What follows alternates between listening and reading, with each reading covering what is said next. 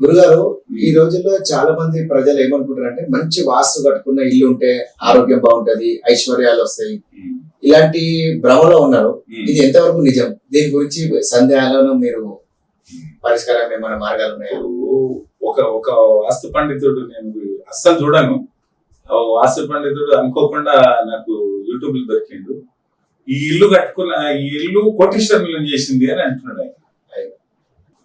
వాస్తు శాస్త్రంలో రానివి చెప్తాను మీకు.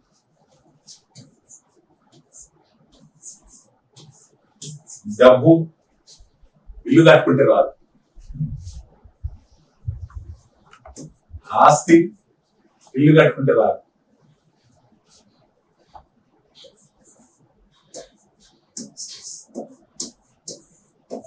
చదువు ఇల్లు కట్టుకుంటే రాదు, భార్య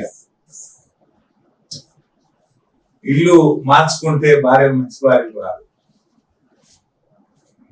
ఆరోగ్యం గురించి, ఉద్యోగం ఇల్లు మార్చి ఇల్లు మంచి కట్టుకుంటే ఇల్లు వస్తుంది అని చెప్తారు కదా, అది కూడా రాదు, ఆరోగ్యం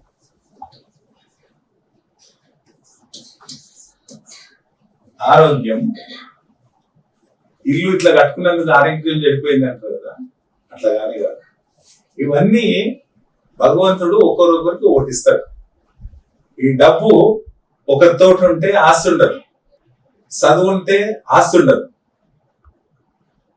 చదువున్న వాళ్ళకు ఆస్తి ఉండదు, డబ్బు ఉండదు. ఆ భార్య భగవంతుడు నిర్ణయించిన భార్య వచ్చిందంటే ప్రశాంతమైన జీవితం ఉంటుంది. భగవంతుడు ఇచ్చింది ఎట్లా తెలుసుకోవాలంటే రాబోయే ఎపిసోడ్ లో మీకు 100% చెప్పేస్తాను. ఉద్యోగం భగవంతుడు రాస్తేనే వస్తుంది, నీకు ఉద్యోగం రాస్తేనే ఉద్యోగం వస్తుంది. వ్యాపారం చేయాలా, ఉద్యోగం చేయాలా, అది రాబోయే ఎపిసోడ్ లో అన్ని మీకు వివరంగా చెప్పేస్తాను. ప్రతి ఇంట్లో ఒక ఉద్యోగస్తుడు ఉంటాడు, ఒక వ్యాపారస్తుడు ఉంటాడు, ఒక మేధావి ఉంటాడు. ఇవన్నీ వాస్తు శాస్త్రంలో ఉంటాయి. ఒక కుటుంబంలో ఇంతమంది ఉంటారు. కానీ ఇప్పుడు జనాలు మంచి ఇల్లు కట్టుకుని వాస్తు ప్రకారం కట్టుకుంటేనే ఇవన్నీ మాకు అన్ని వస్తాయి అని అనుకుంటున్నారు కదా.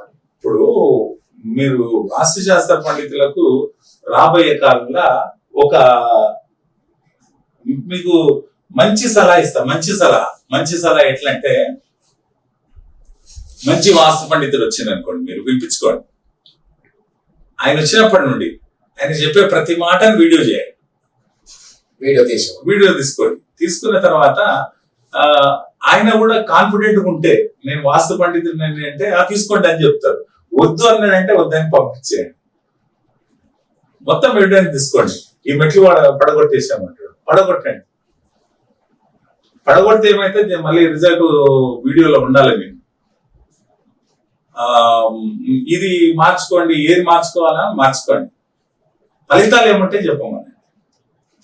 ఒకవేళ మీరు లక్షలు ఖర్చు పెట్టి కూల్ చేసుకున్న తర్వాత ఆ రిజల్ట్ రాకపోతే పోలీస్ స్టేషన్ లో కంప్లైంట్ చేయండి. మీకు ఎవిడెన్స్ ఉంది కదా, నష్టం జరిగింది కదా. ఓ డాక్టర్ ట్రీట్మెంట్ కరెక్ట్ గా చేయకపోతే వాడిని నానా ఇబ్బందులు పెడతాం కదా. ఈ వాస్తు పండితులు అట్లా చేయండి, కరెక్ట్ పర్సన్స్ వస్తారు మీ దగ్గర. గురుగారు చెప్పిన ప్రకారం మనం చేస్తే కరెక్ట్ వాస్తు పండితులను మనము తెలుసుకోగలుగుతాం. లేదంటే ఎవరు పడతారు ఉచిత సలహాలు ఇచ్చి మన డబ్బు మొత్తము మోసం చేయడం జరుగుతుంది. డబ్బు మోసం పోయినా ఇబ్బంది లేదు. రాంగ్ సలహాలు ఇచ్చి పూర్తి చేసిపోతుంటారు. ఇది బరువు ఎక్కువైంది, ఇది ఇక్కడ అయింది, ఆ కంపౌండ్ వాళ్ళకు మెట్లు అతుక్కున్నాయి, దూరం జరపండి. దూరం జరపాలంటే ఎంత ఖర్చు అవుతుంది? ఒక 6 ఇంచులు సందు పెట్టండి అండి, దానివల్ల ప్రయోజనం ఎందుకు చెప్పాలి కదా. అట్లేం జరగదు. లోపల మార్పులు చేర్పులు ఏం చేయకండి. ఒకవేళ మీకు అట్లా మార్పు లక్షలు ఖర్చు ఉన్నాయంటే ఒక్క ఫోన్ కాల్ చేయండి. అది ఎందుకు మార్చుకోవాలి, మార్చుకునే అవసరమే ఉండదు. లోపల మార్చుకునేది ఏది అవసరం ఉండదు. అద్దాలు, ఫ్రిడ్జ్లు, మనం ఏమంటాం గడియారాలు మన అదృష్టాన్ని మారుస్తాయంటే పచ్చబద్ధం. అయితే మీరు ప్రజలకు ఇచ్చే సలహా ఎలాంటిది గురుగారు? ఇప్పుడు వాస్తు ప్రకారం వెళ్ళమంటారా, లేకపోతే వాస్తు శాస్త్రమే ప్రతిదీ మనకు భగవంతుడు అనుకూలమైన ప్లేస్ కి తీసుకెళ్తారు. నువ్వు కొనేటప్పుడు నార్త్ ఈస్ట్ కొంటా అని అంటావు కదా, అది కొనలేని పరిస్థితి చేస్తాను నీకు యూజ్ కాకపోతే. నీకు ఈస్ట్ పని చేస్తుంది అనుకో, నువ్వు వెస్ట్ బేస్ కొంటుంటే కొననీయాడు.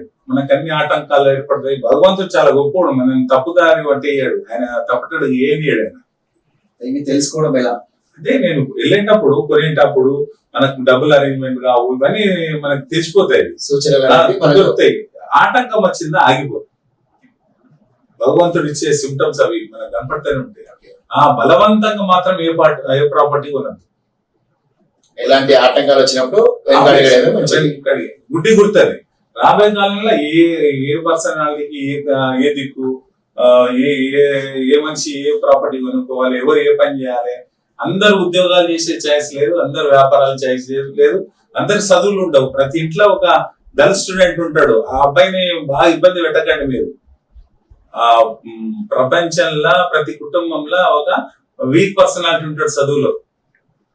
ఆ బలవంతంగా రుద్దకండి చదువు. భగవంతుడు వాళ్ళను యజమానిగా పుట్టించింటాడు. వాళ్ళు వ్యాపారం చేయాలి, 10 మందికి ఉపాధి ఇవ్వాలి. ఫోర్స్ఫుల్ గా వాళ్ళను చదువుకు ఇబ్బంది పెట్టకండి. ప్రతి ఇంట్లో ఒక యజమాని పుడతాడు, ఆ యజమానికి చదువు ఉండదు. వీళ్ళంటారు మేము ఇది మార్చే వరకు నాకు ఉద్యోగం వచ్చిందంట. అందరికి ఉద్యోగాలు చెప్పి ఏం చూద్దాం. ప్రతి ఇంట్లో ఉద్యోగాలు వచ్చే క్యారెక్టర్ ఉంటుంది, ఒక ఉద్యోగం లేని క్యారెక్టర్ కూడా ఉంటుంది. ఇట్లా ఇది వ్యవస్థ అంతా తారుమారు చేసింది. కాబట్టి దీన్ని రాబోయే కాలంలో కొన్ని అయినా ఇప్పుడు స్పీడ్ గా జనాలు చూస్తే స్పీడ్ గా మనం చెప్పవచ్చు. ఇప్పుడు నన్ను వాడుకుంటున్నారు వాళ్ళు.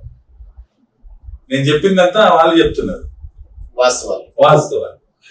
ఇప్పుడు నాకు కొన్ని కామెంట్స్ వచ్చినాయి. ఒక ఆయన ఏమన్నాడు, గౌరవ తిరుపతి రెడ్డి నేను ఒక తెలంగాణ ఆంధ్ర దరిద్రం అయిపోయింది విడిపోయినాక అంటే గౌరవ తిరుపతి రెడ్డి చెప్పేట్టు నువ్వు చెప్పినావు అని అంటున్నాడు. కామెంట్ వచ్చింది నాకు. నేను గౌరవ తిరుపతి రెడ్డి పుస్తకం కాదు కానీ ఆయన దాని సబ్జెక్టే నాకు తెలియదు. అర్థమైంది. నేను చెప్పేది డిఫరెంట్. ఈశాన్యం లాట్రిన్ బాత్రూమ్ కట్టుకోవచ్చు ఒక పర్సన్. ఇప్పుడు మీకు నైరుతి రాంగ్ అయినప్పుడు, నైరుతి మీకు అనుకూలమైనప్పుడు ఈశాన్యం రాంగ్ కదా. నీకు ఇల్లు కరెక్ట్ అయినప్పుడు ఈ ఇంట్లో ఉండలేవు. నార్త్ ఈస్ట్ లో నైరుతి వాళ్ళు ఉంటే దరిద్రమైన జీవితం గడుపుతారు. వ్యూవర్స్ మీకు చెప్పేది, నార్త్ ఈస్ట్ సౌత్ ఈస్ట్ నుండి నార్త్ ఈస్ట్ కి పోయి బాధపడేటోళ్ళు కామెంట్ చేయండి. ఇప్పుడు లక్షలలో వస్తారు నార్త్ ఈస్ట్ మంచిదని. ఇది అమ్ముకొని నార్త్ ఈస్ట్ కొనుక్కున్న దరిద్రం అనుభవించాలని చూపెడతాను. వీటికి పరిష్కార మార్గాలు ఎలా?